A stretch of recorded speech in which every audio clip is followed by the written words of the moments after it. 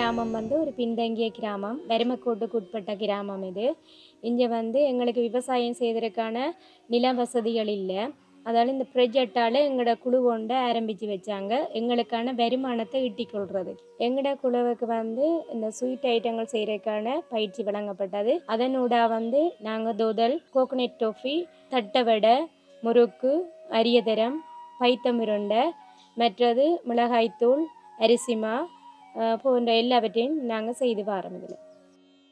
இதனோட நாங்கள் மேலும் எங்களோட இதை விருத்தி செய்கிறதுக்கு நாங்கள் வந்து இந்த நிறுவனத்திட்ட வந்து எங்களுக்கு ஒரு மிளகாத்தூள் பவுடர் பண்ணுற மிஷின் ஒன்று கேட்டிருந்தோம். நாங்கள் அதையொட்டி அவங்க எங்களுக்கு மிளகாத்தூள் திரிக்கிறதுக்கு ஒரு மிஷின் ஒன்று வந்து உதவி செய்திருக்கிறாங்க. நாங்கள் இவ்வளவுதான் இதனோட உற்பத்திகளை மேற்கொண்டாலும் எங்களுக்கான சந்தை வாய்ப்பு இல்லாமல் இருந்தது. தற்போது எங்களோட உற்பத்திகளை நாங்கள் சந்தைப்படுத்துறதுக்கு பெருமதி சேர எங்களுக்கான பயிற்சிகளை இதனூடாக வழங்கி இருக்கிறாங்க.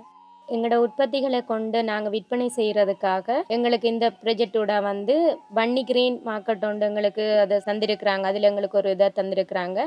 நாங்கள் எங்களோட உற்பத்திகளை கொண்ட மேலும் இப்போ இருக்கிறதையும் விட இனி வரும் காலங்களில் மென்மேலும் அதை கொண்டு நாங்கள் விற்பனை செய்து எங்களோட குழு வந்து கூடிய லாபத்தை ஈட்டிக்கொள்ளலாம். அந்த அளவுக்கு எங்களுக்கு அதை செய்து தந்திருக்கிறாங்க. இந்த வன்னி கிரீன் மார்க்கெட்டினூடாக வந்து எங்களோட உற்பத்தி பொருட்களை வந்து நாங்கள் முழுமையாக இப்போ விற்று லாபம் பெற்றுக்கொள்ளலாம்ன்ற நம்பிக்கை எங்களுக்கு வந்திருக்குது.